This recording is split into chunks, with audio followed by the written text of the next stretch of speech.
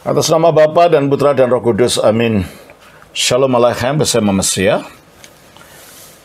Selamat berjumpa kembali saudara dengan saya Archimandrit Romo Daniel Biantoro, Ketua Umum dan Pendiri dari Gereja Ortodoks Indonesia. Hari ini adalah tanggal 13 Juli tahun 2022. Seperti biasanya setiap hari Rabu sore kita akan melanjutkan pelajaran kita dengan Injil Yohanes. Kita sudah sampai pada chapter 42 dari pelajaran kita Injil Yohanes, dan bacaannya kita ambil dari kita sudah sampai kepada Yohanes 7 ayat 37 sampai 44 itu dulu. Nanti kalau memang masih ada waktu kita lanjutkan sampai selesai ayat 52 ya. Baik, kita baca dari Yohanes 7 ayat 37 sampai 44.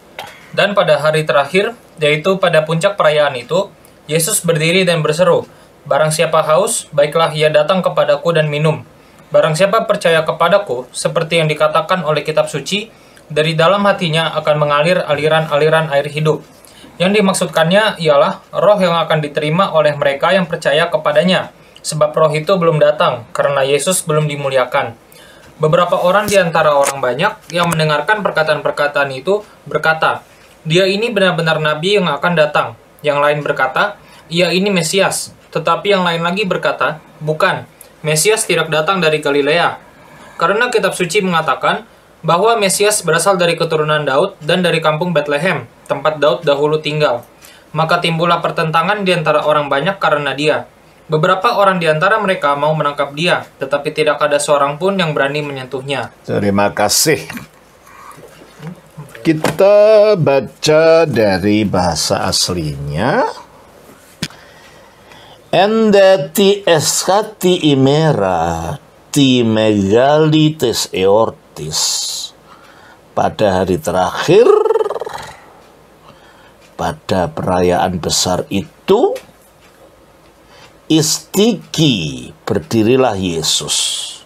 Oh Yesus, berdirilah Yesus. Keekraksen, dan berseru dan berteriak, legon, katanya. Ean tis dipsa, barang siapa yang haus, erhesto prosme, telah datang kepadaku, ke pineto, dan minumlah. Setelah kita pelajari beberapa minggu yang lalu, dari awal ketika kita belajar dari pasal 7 ini, bahwa ini peristiwanya latar belakangnya adalah sedang ada perayaan Pondok Daun. Perayaan Pondok Daun yang dilakukan oleh orang Yahudi setiap tahunnya. Ya. Di dalam perayaan Pondok Daun ini, ya, beberapa abad sebelum Yesus datang, tumbuh suatu tradisi di antara orang Yahudi bahwa pada hari ke-7 atau pada 7 hari daripada perayaan Pondok Daun ini, suatu wadah yang terbuat dari emas, ya,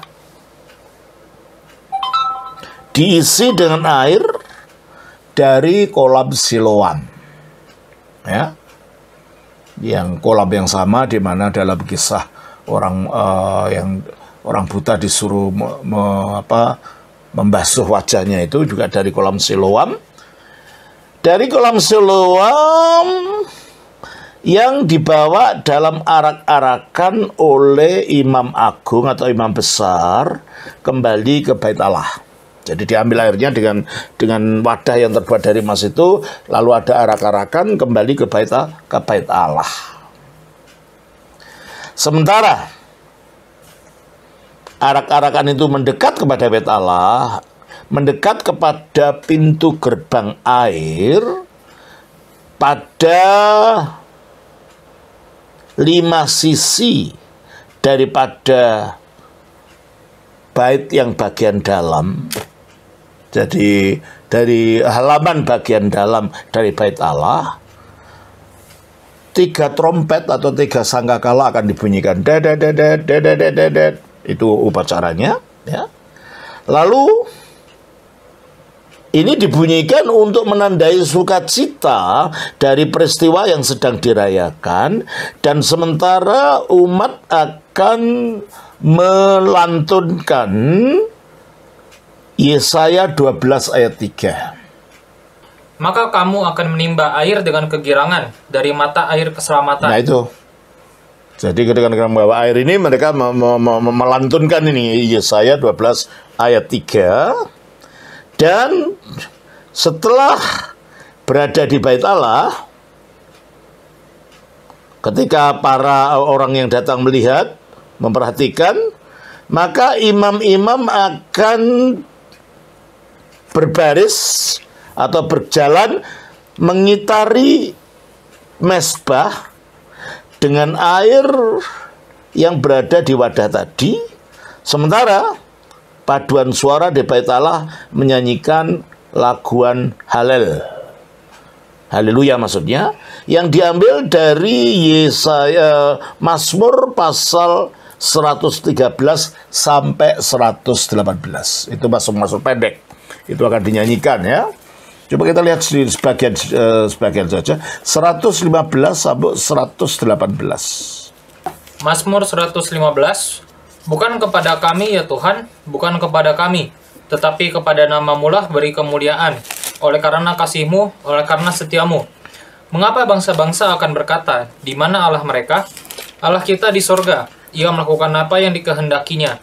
Berhala-berhala mereka adalah perak dan emas, buatan tangan manusia. Dan seterusnya, jadi 115, 116, 117, dan 118 itu akan dibacakan pada waktu imam mengarah air sekitar Bait Allah, itu sekitar mezbah, ya.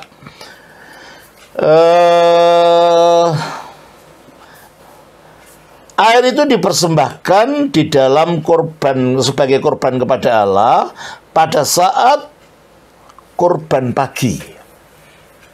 Jadi di dalam Taurat, setiap pagi dan sore imam besar akan mempersembahkan korban. Coba kita baca di dalam Keluaran 29. Di dalam Keluaran 29 kita baca demikian, adanya 2 kali korban, ya. Kita baca pasal 29 ayatnya yang ke-38 sampai dengan ayat yang ke-42. Tolong bacakan. Keluaran 29 ayat 38 sampai 42. Inilah yang harus kau olah di atas mezbah itu, 2 anak domba berumur setahun, tetap tiap-tiap hari. Tetap tiap-tiap hari, ya. Jadi selalu ada korban itu. Terus? Domba yang satu haruslah kau olah pada waktu pagi. Ya, pada waktu pagi. Dan domba yang lain kau olah pada waktu senja. Oke, ada 2 kali ya. Pagi dan senja. Terus? Dan beserta domba yang satu kau olah 1/10 eva tepung yang terbaik dengan minyak tumbuk 1/4 hin. Dan korban curahan dari 1/4 hin anggur. Domba yang lain haruslah kau olah pada waktu senja. Ada pada waktu senja. Terus? Sama seperti korban sajian dan korban curahannya pada waktu pagi, harus engkau mengolahnya sebagai persembahan yang harum, suatu korban api-apian bagi Tuhan. Terus? Suatu korban bakaran yang tetap di antara kamu turun-temurun di depan pintu kemah pertemuan di hadapan Tuhan. Sebab di sana aku akan bertemu dengan kamu. Jadi air itu akan dipersembahkan bersama kurban pagi ini. Dan itu melambangkan, penggunaan air ini melambangkan berkat dari turunnya air hujan yang cukup supaya tanam-tanaman mereka bisa bertumbuh dengan baik, cukup untuk tanaman-tanaman orang Israel itu, ya. Nah, Yesus menggunakan saat perayaan, saat upacara seperti ini, ya, sebagai sasaran untuk mengajar, sebagai kesempatan untuk membuat undangan secara umum pada orang-orang untuk datang kepadanya dan untuk menerima air yang hidup, yaitu dirinya. Kalau melalui upacara itu mereka hanya mengelola air biasa yang dipersembahkan sebagai simbol datangnya permohonan datangnya air hujan. Maka Yesus mengatakan di dalam Yohanes pasal 7 ayat 37 itu demikian. Yohanes 7 ayat 37, dan pada hari terakhir yaitu pada puncak perayaan itu, Yesus berdiri dan berseru, "Barang siapa haus, baiklah ia datang kepadaku dan minum." Ya. Jadi sudah mengatakan bukan air itu yang akan memberikan kamu kehidupan. Bukan itu yang memberikan kamu kepuasan dari rasa haus. Air yang dicurahkan imam itu, aku ini loh, air itu. Dan kehausan ini bukan sekedar kehausan di tenggorokan, tapi kehausan batin yang merasa kering rontang karena tidak memiliki kebahagiaan. Oleh karena itu Yesus menggunakan ini kesempatan untuk mengajar makna dari air hidup yang sebenarnya. Maka pada hari terakhir yaitu pada puncak perayaan itu Yesus berdiri dan berseru, "Barang siapa haus, baiklah ia datang kepadaku dan minum." Manusia ini haus kebahagiaan. Karena hati manusia itu diciptakan menurut gambar dan rupa Allah. Dan di dalam hati itu dikatakan di dalam Pengkhotbah pasal 3 ayat 11. Pengkhotbah 3 ayat 11, ia membuat segala sesuatu indah pada waktunya. Bahkan ia memberikan kekekalan dalam hati mereka. Di dalam hati manusia itu ada nostalgia kekekalan. Sehingga hati yang di dalamnya ada kekekalan ini tidak akan puas kalau hanya diisi sesuatu yang bersifat sementara. Apa misalnya? Kepentingan-kepentingan jasmani itu semuanya sifatnya sementara. Uang, kekayaan, benda-benda jasmani, benda-benda yang ada di duniawi, segala sesuatu yang duniawi ini tidak dapat memenuhi apa yang ada dalam hati itu, karena di dalam hati itu ada kekekalan ini. Oleh karena itu hati itu akan menjadi puas, dan manusia akan menemukan kepuasan kehidupan kalau menemukan yang sama kekalnya, dan yaitu air hidup, air yang memberikan kehidupan yang berasal dari Yesus Kristus sendiri. Oleh karena itu kalau kita kembali kepada bacaan kita dari Yohanes 4 yang telah kita pelajari beberapa saat yang lalu, ketika Yesus bertemu dengan orang Samaria, wanita Samaria, dia mengatakan demikian. Yohanes pasal 4 ayatnya yang ke-13 dan 14. Yohanes 4 ayat 13-14, jawab Yesus kepadanya, "Barang siapa minum air ini, ia akan haus lagi." Air ini air jasmani, artinya kepuasan-kepuasan yang hanya berasal dari hal-hal yang jasmani, hal-hal yang duniawi. Barang siapa yang minum air ini, kalau dia ingin mendapatkan kepuasan dari yang jasmani dan duniawi, ia akan haus lagi dan dia tidak akan menemukan kepuasan itu. Selalu akan hatinya ingin mencari-cari. Ya. Ia akan haus lagi. Tetapi barang siapa minum air yang akan kuberikan kepadanya, ia tidak akan haus selama-lamanya. Sebaliknya air yang akan kuberikan kepadanya akan menjadi mata air di dalam dirinya yang terus-menerus memancar sampai kepada hidup yang kekal. Jadi kalau di dalam hati manusia itu ada kekekalan, itu hanya bisa dipuaskan kalau menemukan air yang kekal itu. Dan Kristus mengatakan ayat yang ke-33 di Yohanes 7:37 itu, barang siapa haus, baiklah ia datang kepadaku dan minum. Ya tentunya yang dimaksud minum itu bukan air biasa. tetapi memasukkan secara yakin dengan iman semua ajaran-ajaran yang diajarkan oleh Yesus dan rahmat serta kasih karunia yang diberikan kepada kita akibat dari penebusannya. Minum ini yang disalurkannya melalui Roh Kudus. Karena penebusan Kristus, karya Kristus itu adalah bentuk dari kasih Allah kepada kita. Dan kasihnya Allah itu dikarenakannya kepada kita melalui Roh Kudus.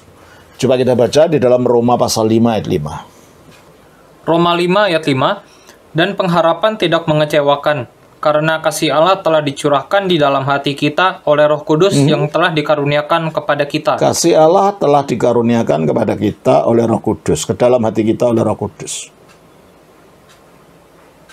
Makanya Yesus mengatakan ini. Kalau itu dicurahkan, itu lambangnya air, makanya. Air itu dicurahkan. Dan ini dilambangkan sebagai air itu. Makanya 38 dari Yohanes 7 mengatakan, barang siapa percaya kepadaku. Ya, artinya percaya itu bukan setuju secara intelektual tentang seperangkat doktrin, bukan. Arti percaya di sini adalah meyakini sesungguh-sungguhnya pribadi Yesus itu, serta mempersilahkan dia untuk masuk ke dalam hidupnya, dan meyakini sedalam-dalamnya dengan penuh keyakinan semua ajarannya. Itulah maksudnya percaya. Loh, banyak orang ngakunya percaya. Oh iya, saya percaya Yesus, tapi hanya percaya di mulut atau hanya sekedar di permukaan pemahaman intelektual. Padahal percaya di sini yang dimaksud adalah betul-betul sampai mendalam ke dalam. Menjadikan Yesus itu masuk ke dalam dirinya. Ya. Barang siapa percaya kepadaku, seperti yang dikatakan oleh kitab suci, dari dalam hatinya akan mengalir aliran-aliran air hidup. Ini apa air ini? Seperti yang dikatakan pada wanita Samaria itu. Air yang memancar sampai hidup kekal. Ayat 39 menjelaskan. Yang dimaksudkannya ialah roh yang akan diterima oleh mereka yang percaya kepadanya. Jadi hadirnya Yesus di dalam kita itu adalah melalui rohnya. Dan kalau kita percaya kepada Yesus dengan sungguh-sungguh, maka dia akan hadir di dalam kita melalui roh yang dicurahkan tadi. Makanya dikatakan dalam Efesus pasal 3, ayatnya 16 dan 17. Efesus 3 ayat 16-17, aku berdoa supaya ia, menurut kekayaan kemuliaannya, menguatkan dan meneguhkan kamu oleh rohnya di dalam batinmu. Rohnya di dalam batinmu. Terus? 17, sehingga oleh imanmu Kristus diam di dalam hatimu. Kristus dalam hatimu. Jadi ketika Roh Kudusnya Allah itu diam dalam hati kita, yang diam adalah Kristus. Kristus diam melalui roh itu. Jadi melalui rohnya lah Kristus hadir di dalam diri kita. Maka dikatakan yang dimaksudkannya ialah roh yang akan diterima oleh mereka yang percaya kepadanya. Jadi Roh Kudus adalah air kehidupan itu yang menyegarkan batin, yang memuaskan batin, yang membawa kepada kehidupan kekal. Sebab yang dimaksudnya adalah roh yang akan diterima oleh mereka yang percaya kepadanya. Jadi Roh Kudus itu hanya diterima oleh orang yang percaya kepadanya karena menyatunya dengan Kristus tadi. Sebab roh itu belum datang. Nah, ini ada orang yang tidak mengerti mengatakan, oh ini bertentangan dong. Kan Roh Kudus sudah datang, sudah ada hadir di dunia sejak zaman penciptaan. Coba kita baca di dalam Kejadian 1 ayat yang kedua. Kejadian 1 ayat 2, bumi belum berbentuk dan kosong, gelap gulita menutupi samudra raya, dan roh Allah melayang-layang di atas permukaan air. Roh Allah telah melayang-layang di atas permukaan air pada waktu penciptaan. Berarti kan roh sudah datang. Demikian juga kita baca di dalam kitab Hakim-Hakim, umpamanya pasal 6. pasal 6 di mana dikatakan roh turun pada Gideon sehingga Gideon mendapat kekuatan, ya. Hakim-Hakim 6 ayat 34. Coba tolong bacakan. Pada waktu itu roh Tuhan menguasai Gideon. Ditiupnyalah sangkakala dan orang-orang Abiezer dikerahkan untuk mengikuti dia. Gitu? Jadi roh Tuhan ada pada Gideon. Juga pada waktu Samson. Di dalam Samson, di dalam Hakim-Hakim pasal yang ke-13. Di situ juga roh Tuhan turun atas Samson. Dan dia mendapatkan kekuatan dari roh Tuhan. Ayat 19, pasal 14. Hakim-Hakim 14 ayat 19. Maka berkuasalah roh Tuhan atas dia. Lalu pergilah ia ke Askelon dan dibunuhnya 30 orang di sana. Diambilnya pakaian mereka dan diberikannya pakaian-pakaian kebesaran itu kepada orang-orang yang dapat memberi jawab teka-teki itu. Ya. Jadi kita lihat di situ, roh Tuhan datang kepada Samson, roh Tuhan datang kepada Gideon, roh Tuhan datang kepada sebelumnya itu kepada orang-orang yang bersama dengan Musa. Coba kita baca Bilangan 11. Ayatnya yang ke-25. Bilangan 11 ayat 25. Lalu turunlah Tuhan dalam awan dan berbicara kepada Musa. Kemudian diambilnya sebagian dari roh yang hinggap padanya dan ditaruhnya atas ke-70 tua-tua itu.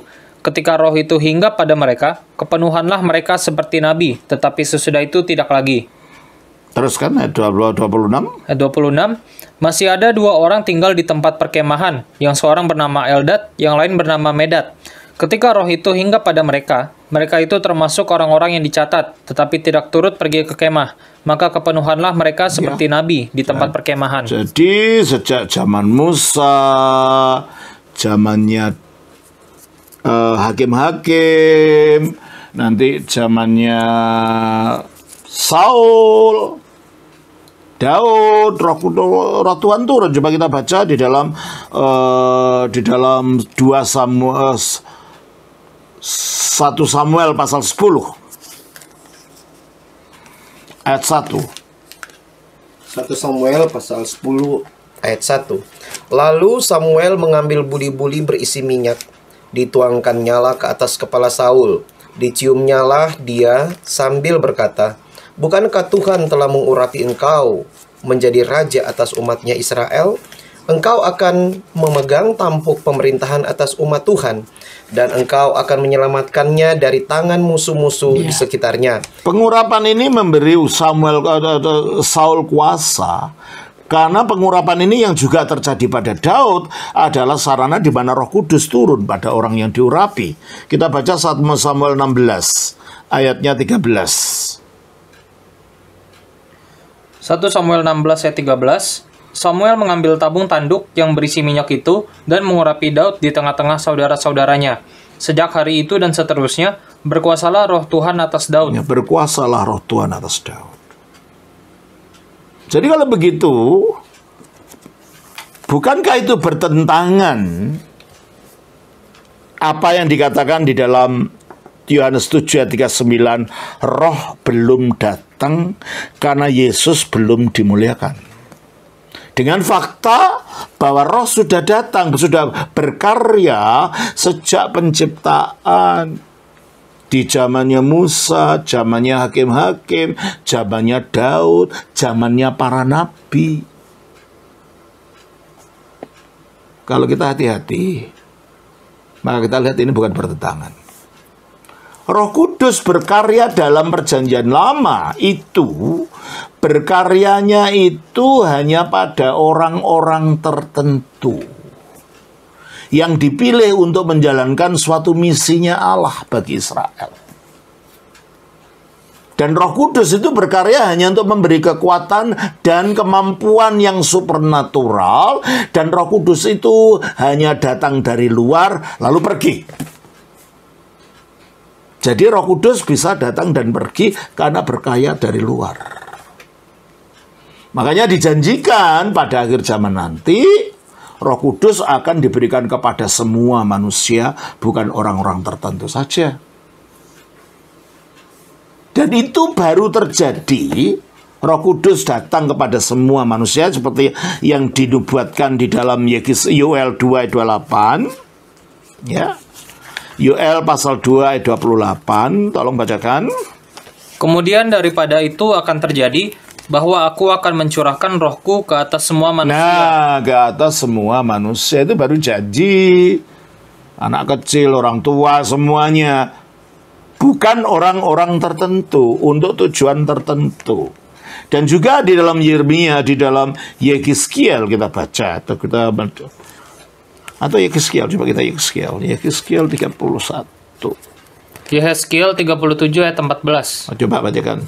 Aku akan memberikan rohku ke dalammu, sehingga kamu hidup kembali, dan aku akan membiarkan kamu tinggal di tanahmu. Ya, udah. Jadi tadinya belum, karena ini masuk mujizat. Jadi memang roh itu belum datang pada saat itu. Datangnya hanya tertentu. Yang dimaksud roh belum datang, datang untuk tinggal. Mari kita baca dalam Yohanes 7 ini. Yohanes 7 ayat 39 ini. Yang dimaksudkannya ialah roh yang akan diterima oleh orang yang percaya kepadanya. Sebab roh itu belum datang karena Yesus belum dimuliakan. Datang bagaimana? Ayat yang ke-38. Barang siapa percaya kepadaku, seperti yang dikatakan oleh kitab suci, dari dalam hatinya. Gitu loh. Datang untuk tinggal di dalam hati. Itu belum. Ya memang Roh Kudus sudah berkarya, tapi berkaryanya dari luar, berkaryanya pada orang-orang tertentu, berkaryanya hanya untuk memberikan kemampuan-kemampuan supernatural tertentu bagi orang-orang tertentu ini di dalam Perjanjian Lama. Hanya sesudah Yesus dimuliakan, roh itu akan datang untuk tinggal di dalam hati manusia. Nah, kapan Yesus dimuliakan? Sesudah dia mati disalibkan, bangkit, naik ke surga, roh itu oleh Bapa diberikan kepadanya sebagai Mesias yang telah dimuliakan, baru itu dicurahkan oleh Yesus kepada kita. Coba kita baca di dalam Kisah Rasul pasal yang kedua. Ayatnya yang ke-32, 33. Kisah Rasul 2 ayat 32-33. Yesus inilah yang dibangkitkan Allah. Yesus inilah yang dibangkitkan Allah, terus? Dan tentang hal itu kami semua adalah Dan saksi. tentang kebangkitan itu para rasul itu saksi. Jadi kebangkitan bukan dongeng, bukan fiksi. Disaksikan oleh murid-muridnya. Terus? Dan sesudah ia ditinggikan oleh tangan kanan Nah, dia dibangkitkan lalu ditinggikan di sebelah kanan Allah. dan menerima Roh Kudus Dia yang dijanjikan menerima itu. Roh Kudus yang dijanjikan di mana? Dijanjikan dalam Yohanes 14, Yohanes 15, Yohanes 16. Itu ada nubuat-nubuat tentang datangnya Roh Kudus yang disebut sebagai Parakletos atau penghibur atau pembela atau juru bela. Ya. Itu yang dijanjikan itu lalu datang ketika Yesus sudah dimuliakan ini di sebelah kanan Allah ini. Coba baca lagi ayat 33. Ayat 33. Dan sesudah ia ditinggikan oleh tangan kanan Allah dan menerima Roh Kudus yang dijanjikan itu, maka dicurahkannya. Maka dicurahkan oleh Yesus melalui Yesus. Lalu setelah itu dicurahkan di dalam sesudah Yesus dimuliakan ini, Roh Kudus itu diam di hati orang percaya seperti yang dikatakan di dalam Roma 5 ayat 5 tadi. Roma 5 ayat 5.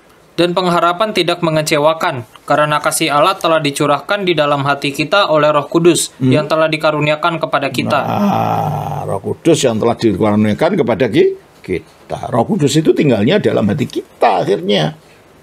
Jadi dalam arti inilah Roh Kudus belum datang sebelum Yesus dimuliakan. Dalam arti Roh Kudus datang untuk tinggal di dalam manusia. Dan itu orang Kristen mengerti apa itu artinya. Kalau orang Kristen hidup yang benar, hidup dengan benar, menghidupi makna keimanan dengan benar, dia akan tahu itu bagaimana Roh Kudus tinggal di dalam dirinya itu. Ya. Ayat 40 dari Yohanes 7. Beberapa orang di antara orang banyak yang mendengarkan perkataan-perkataan itu berkata, dia ini benar-benar nabi yang akan datang. Nah, yang dimaksud nabi yang akan datang itu adalah nabi yang dinubuatkan oleh Musa di dalam Ulangan pasal 15, pasal yang ke-18 ayat 15 sampai 18. Ulangan 18 ayat 15 sampai 18. Seorang nabi dari tengah-tengahmu, dari antara saudara-saudaramu, sama seperti aku, akan dibangkitkan bagimu oleh Tuhan Allahmu. Nah, ini oleh para polemikus Muslim sering ditunjukkan itu adalah nubuat untuk Nabi Muhammad. Biasanya mereka menekankan itu, sebenarnya sudah saya jelaskan pada pasal-pasal sebelumnya ketika ayat kata-kata ini muncul di dalam ayat-ayat itu. Tapi saya ulang kembali. Ini tidak ada kaitannya dengan Nabi Muhammad nubuat ini. Karena biasanya para polemikus itu hanya mencomot ayat 18, tidak dimulai dari ayat 15. Coba kita lihat. Ayat 15 bilang apa? Dari Ulangan 18 ayat 18 itu akhirnya.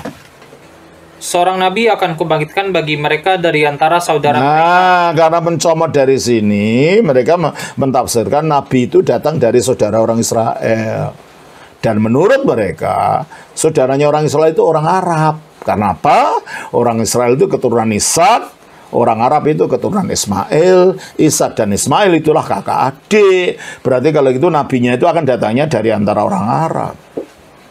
Kalau melihat nasab atau urutan keturunan, bangsa Arab itu sebagai keturunan Ismail itu bukan saudara, itu paman. Iya kan? Itu bangsa paman, bukan bangsa saudara. Jadi tidak tepat kalau dikatakan Nabi datang dari antar saudara, itu datang dari orang Arab. Yang saudaranya orang Israel itu bangsa Edom.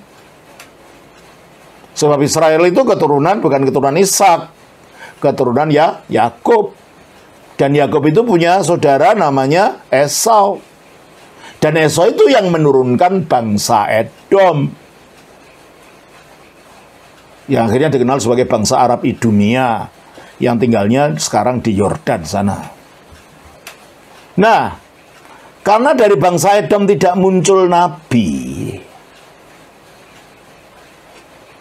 yang mereka adalah yang berhak dikatakan sebagai saudaranya Israel. Berarti kalau begitu ya memang tidak ada nabi di luar Israel.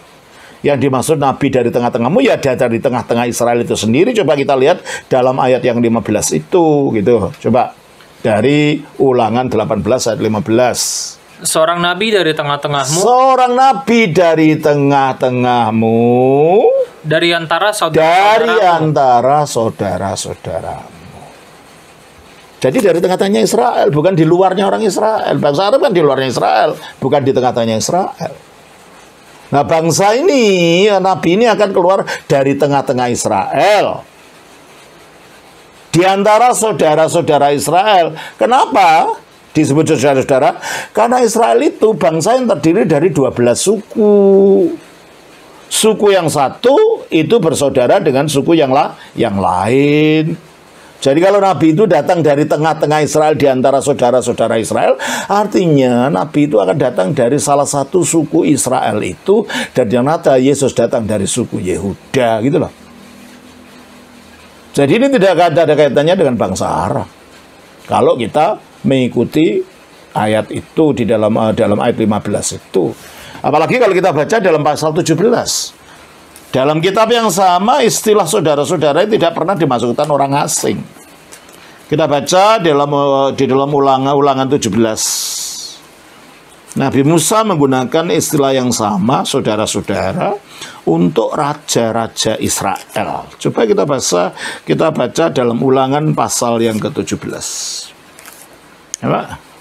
Kita baca ayatnya yang ke-14 dan 15. Ulangan 17 ayat 14 dan 15. Apabila engkau telah masuk ke negeri yang diberikan kepadamu oleh Tuhan Allahmu dan telah mendudukinya dan diam di sana, kemudian engkau berkata, aku mau mengangkat raja atasku seperti segala bangsa yang di sekelilingku. Maka hanyalah raja yang dipilih Tuhan Allahmu yang harus kau angkat atasmu dari tengah-tengah saudara-saudaramu. Nah, dari tengah-tengah saudaramu, terus haruslah engkau mengangkat seorang raja atasmu. Seorang asing yang bukan saudaramu tidaklah boleh kau angkat atasmu. Berarti kalau gitu saudara dari tengah-tengah saudaramu itu bukan orang asing. Orang asing tidak boleh jadi raja.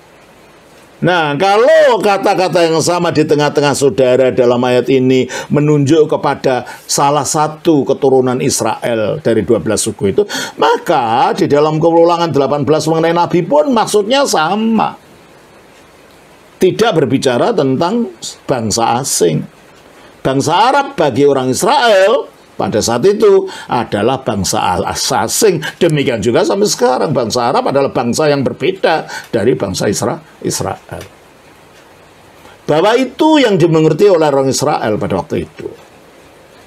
Bahwa yang dimaksud saudara itu adalah orang Yahudi, orang Israel sendiri, bukan orang di luar Israel. Itu terbukti ketika Yohanes Pembaptis datang. Kita baca. Di dalam Yohanes pasal yang ke-1 ayatnya 20 sampai 21. Yohanes 1 ayat 20 dan 21. Ia mengaku dan mulai ayat 19 deh. Ayat 19. Dan inilah kesaksian Yohanes ketika orang Yahudi dari Yerusalem mengutus beberapa imam dan orang-orang Lewi kepadanya untuk menanyakan dia, "Siapakah engkau?" Ia mengaku dan tidak berdusta. Katanya, "Aku bukan Mesias." Lalu mereka bertanya kepadanya, "Kalau begitu siapakah engkau?" Elia. Dan ia menjawab, "Bukan." "Engkaukah nabi yang akan datang?" Engkaukah nabi yang akan datang? Siapa yang dimaksud? Ya, nabi yang dinubuatkan dalam Ulangan itu. Nah, kalau nabi itu adalah orang Arab, tidak mungkin orang Yahudi bertanya kepada Yohanes Pembaptis yang jelas dia bukan orang Arab. Yang jelas orang Yohanes Pembaptis adalah orang Yahudi. Tidak mungkin para pemimpin agama itu akan bertanya kepada orang Yahudi, apakah kamu nabi itu? Kalau dalam pemahaman mereka selama itu, bahwa nabi itu datangnya adalah dari bangsa asing, bangsa Arab. Bahwa dia bertanya kepada Yohanes Pembaptis, apakah kamu nabi itu? Yang dia adalah orang Israel, berarti orang Israel mengertinya, mengerti kitab suci mereka sendiri, bahwa nabi yang dinubuatkan oleh Nabi Musa itu datangnya dari tengah-tengah orang Yahudi sendiri. Dan ternyata para rasul Kristus jelas menerapkan nubuat itu kepada Yesus. Jadi yang dimaksud dengan nabi itu adalah Yesus. Kita baca di dalam Kisah Rasul pasal 3. Ya. Kita baca dalam Kisah Rasul pasal yang ketiga. Ayatnya ayat yang ke-21 sampai dengan ayat 24. Kisah Para Rasul 3 ayat 21 sampai 24. Kristus itu harus tinggal di surga sampai waktu pemulihan segala sesuatu, seperti yang difirmankan Allah dengan perantaraan nabi-nabinya yang kudus di zaman dahulu. Nah, berarti nubuat-nubuat para nabi itu mengenai Kristus. Lalu ayat 22. Bukankah telah dikatakan Musa? Nah, apa yang dikatakan Musa? Tuhan Allah akan membangkitkan bagimu seorang nabi dari antara saudara-saudaramu, sama seperti Nah, aku. ini ayat di mana ini? Ya, ayat dari Ulangan pasal 18 tadi. Ternyata para rasul mengerti ayat itu adalah konteksnya dengan Kristus. Seorang nabi dari tengah-tengahmu, Sama seperti aku. Dengarkanlah dia dalam segala sesuatu yang akan dikatakannya berarti kalau kepadamu. begitu,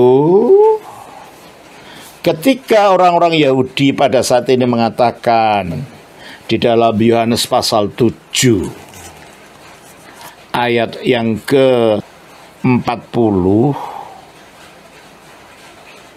beberapa orang di antara orang banyak yang mendengarkan perkataan itu berkata, dia ini benar-benar nabi yang akan datang. Yang dimaksud adalah nabi itu. Yang dimaksud adalah Kristus, karena Kristus itu adalah imam, raja, dan nabi sekaligus. Jelas ini ya? Ayat 41.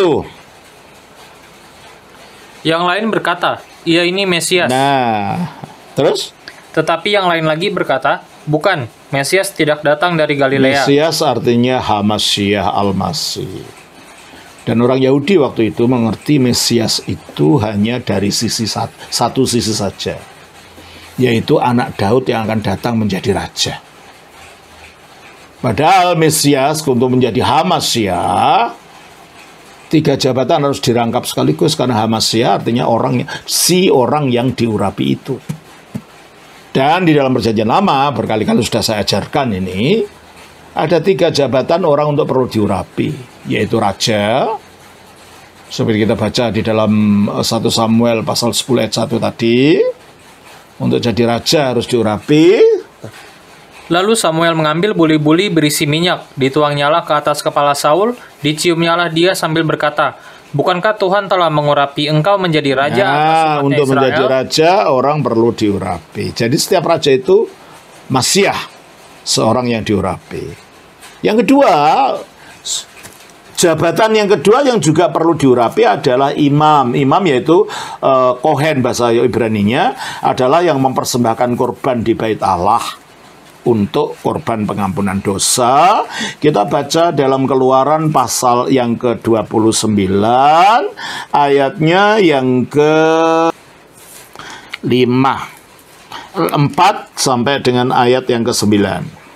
Keluaran 29 ayat 4 sampai 9. Lalu kau suruhlah Harun dan anak-anaknya datang ke pintu kemah pertemuan, dan haruslah engkau membasuh mereka dengan air. Kemudian kau ambillah pakaian itu, lalu kau kenakanlah kepada Harun kemeja, gamis, baju efod, dan baju efod serta tutup dada. Kau kebatkanlah sabuk baju efod kepadanya. Kau taruhlah serban di kepalanya, dan jamang yang kudus kau bubuh pada serban itu. Sesudah itu kau ambillah minyak urapan, dan kau tuang ke atas kepalanya, dan kau urapilah dia.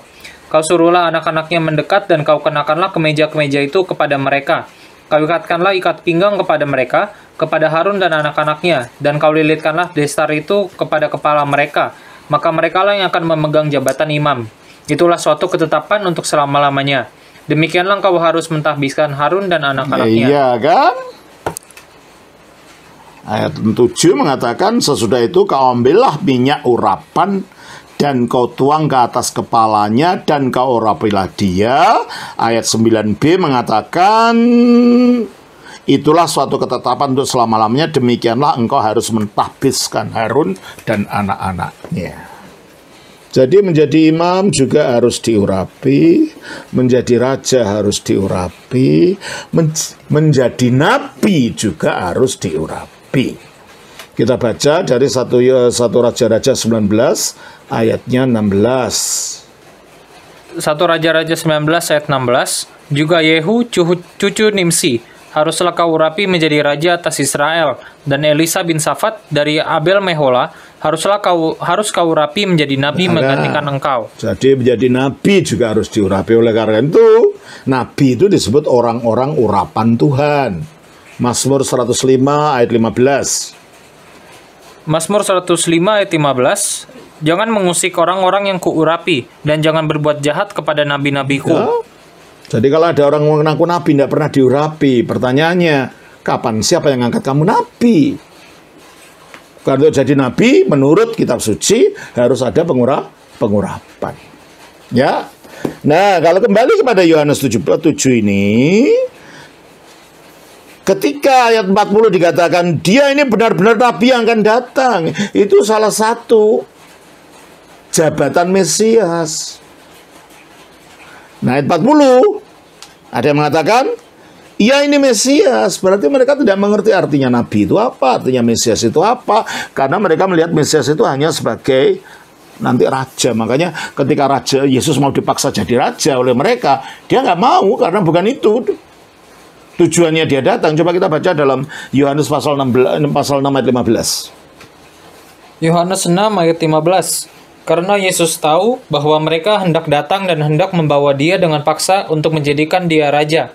Ia menyingkir pula ke gunung seorang diri. Itulah pengertian mereka tentang Mesias itu hanya raja itu saja. Yesus menyingkir karena Yohanes 18 ayat 36 dia mengatakan. Yohanes 18 ayat 36.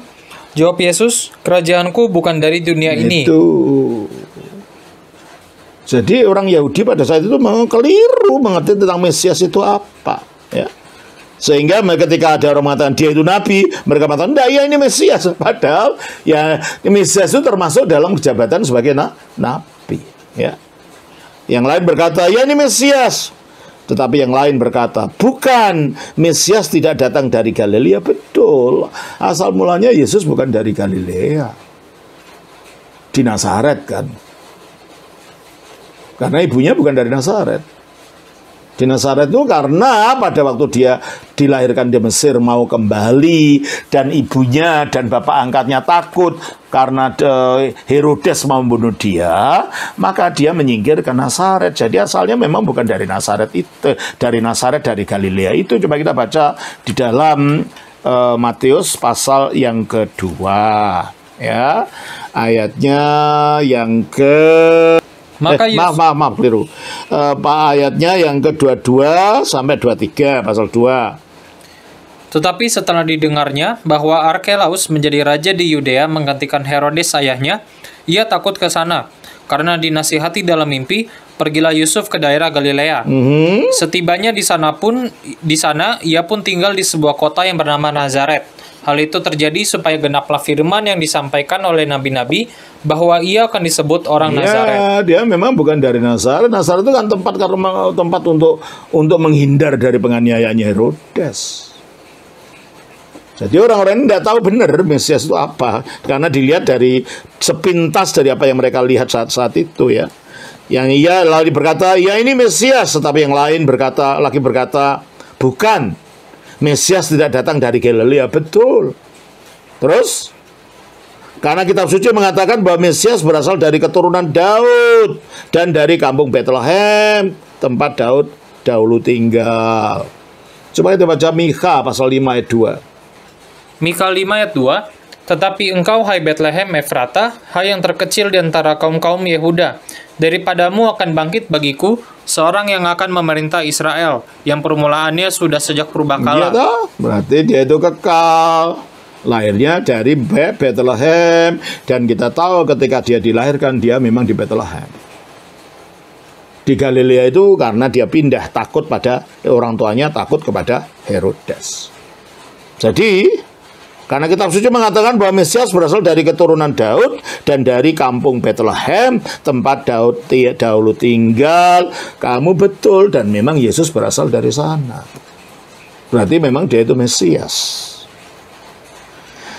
Ayat 43, maka timbullah pertentangan di antara orang banyak karena dia. Ya karena salah tafsir. Tafsir dilawan tafsir. Dan mereka tidak tahu kebenarannya. Nah sampai sekarang begitu.